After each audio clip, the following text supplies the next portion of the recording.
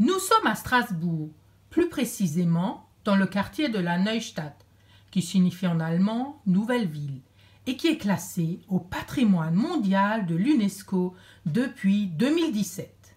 La Neustadt est aussi appelée quartier impérial ou quartier allemand.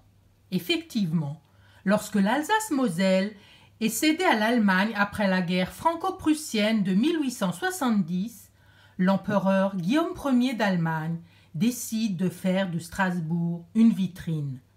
Triplant la superficie de la ville, il y installe une université comprenant un jardin botanique et un observatoire astronomique. C'est l'observatoire astronomique qui va être le sujet de cette vidéo.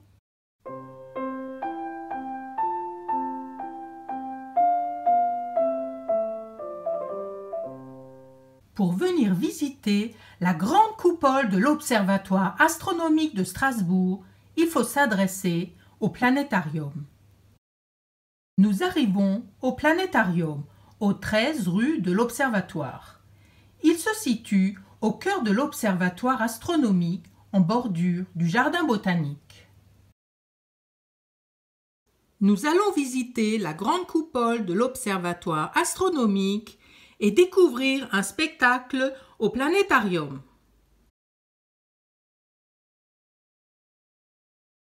Édifice de style néo-renaissance construit entre 1876 et 1880 sur les plans de l'astronome allemand August Wienecke, l'observatoire est inauguré le 22 septembre 1881.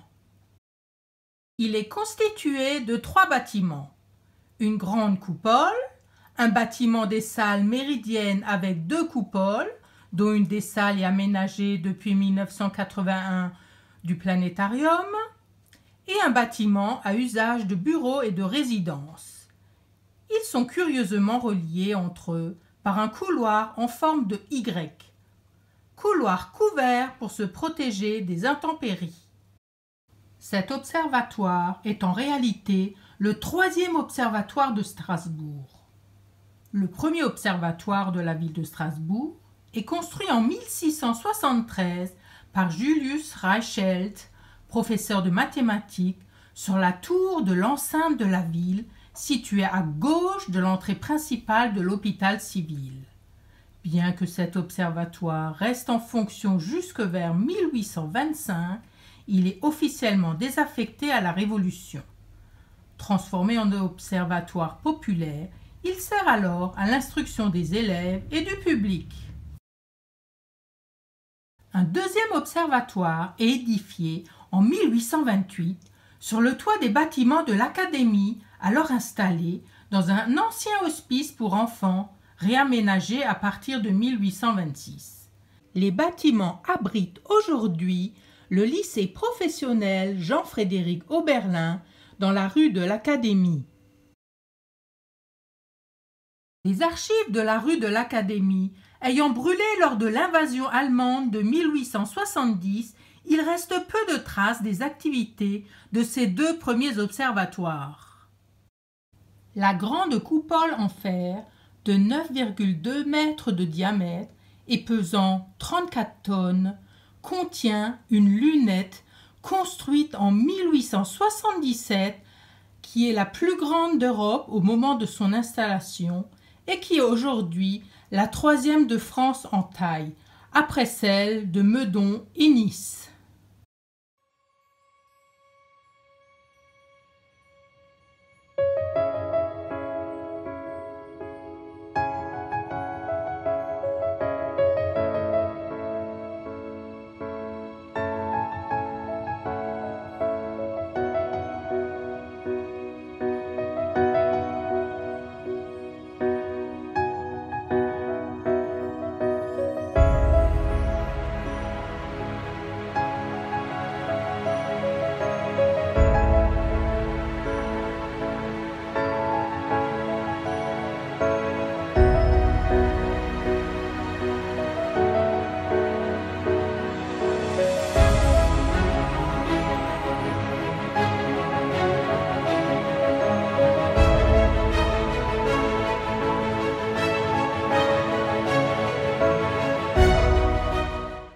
Donc bonjour à tous, il me l'a déjà posé la question, c'est bien ça la coupole où on va aller, mais ce n'est pas la seule en fait.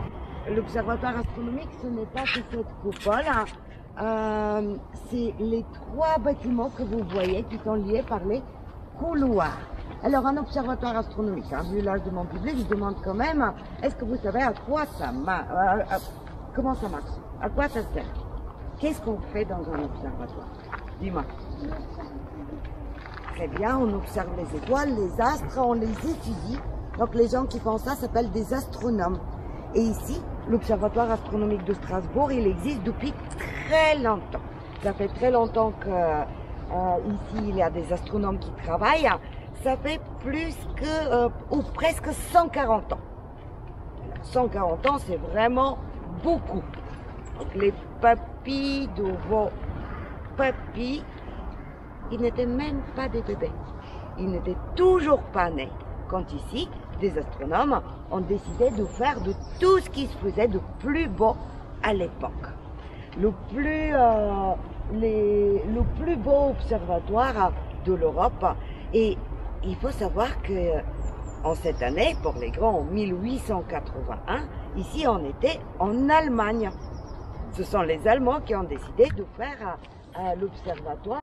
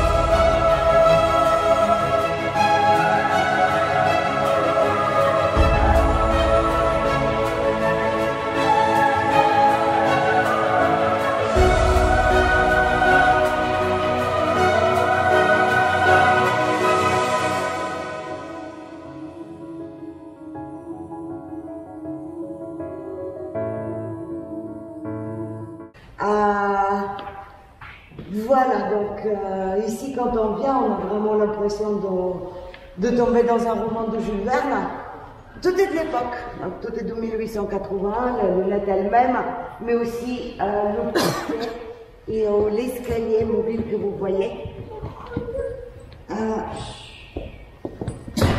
quand je dis qu'il n'y avait pas de grand ciel, à l'époque c'est quand même plus clair avec des photos, je vous montre.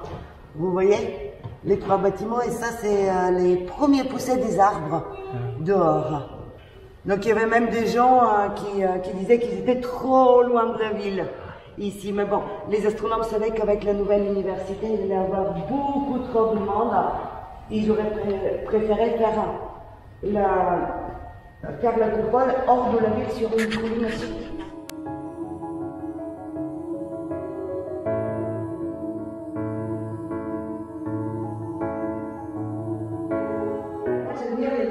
Tout ce qui est fait, tout ce qu'on touche avec les mains est fait en bois.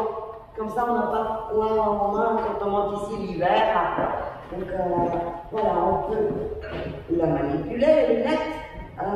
Les astronomes montaient ici, mettaient derrière l'oculaire ici pour observer les astres. Mais quand on regarde avec la lunette, elle grossit les objets entre 400 et 1000 fois. Donc la Lune, par exemple, on ne la voit plus en entier. Et on va être très facilement perdu dans le ciel. C'est pour ça qu'à côté de la grande lunette, ils en ont mis une plus petite, c'est le chercheur, qui parallèle. Donc on va d'abord chercher l'astre qu'on veut observer dans la petite lunette, pour après regarder dans la grande.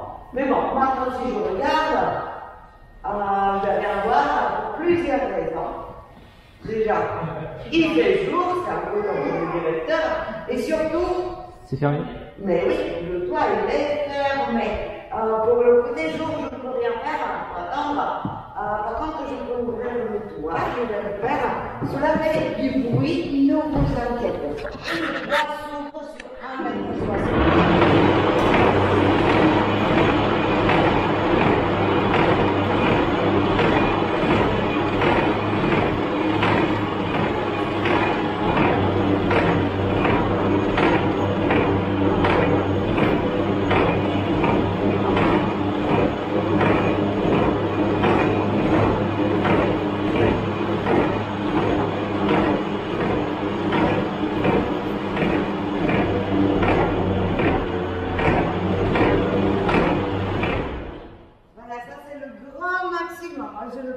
ouvrir plus que ça.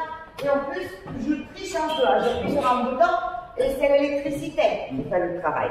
Et quand il n'y avait pas l'électricité, il fallait ouvrir le coupole avec le manivelle. Donc il faut monter là sur la petite fenêtre et tourner pour pouvoir ouvrir le coupole. Ça nous arrive toujours à devoir plutôt la fermer avec le manivelle parce que bon, elle a 140 ans, elle est capricieuse parfois. C'est vraiment très physique. Moi, il me faut 20 minutes juste pour fermer l'eau à 1,50 m d'ouverture. Et ça, c'était faisable à la manivelle. Par contre, après, il faut emmener l'ouverture là où on veut regarder. Donc, toute la coupole va pouvoir tourner comme ça, comme un couvercle pour emmener l'ouverture, par exemple par là, si on veut regarder un astre qui est par ici. Et ça, ce n'était plus faisable à la manivelle parce qu'il pèse 34 tonnes le coupole. Donc ce que faisaient les astronomes, c'est que pendant la journée, ils remontaient des poids de 800 kg qu'ils devaient attacher sur des cordes, comme ça, ils les remontaient, et la nuit, ils les laissaient descendre, et ils se servaient de cette force pour pouvoir amener l'ouverture là où ils voulaient. Donc, voilà.